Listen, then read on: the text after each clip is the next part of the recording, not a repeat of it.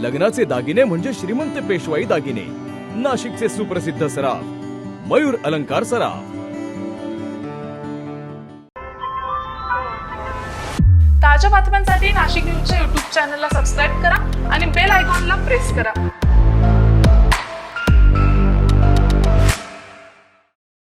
नाशिक शहरातील college road परिसरातील एका वडापावाच्या दुकानाला काल रात्री उशिरा भीषण आग लागल्याची घटना घडली आहे। यात दुकानाचे मोठे नुकसान झाले असून संपूर्णतः दुकान जळून खाक झाले आहे। कॉलेज रोड परिसरात असलेल्या छोटू वडापाव या दुकानाला काल रात्रीच्या सुमारास भीषण आग लागली।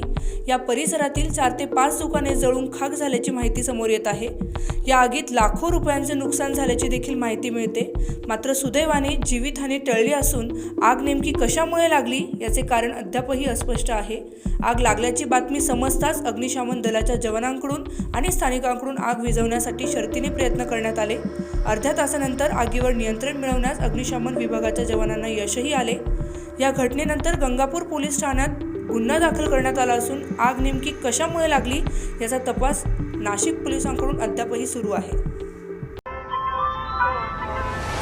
ताज्या बातम्यांसाठी नाशिक न्यूजच्या YouTube चॅनलला सबस्क्राईब करा आणि बेल आयकॉनला प्रेस करा।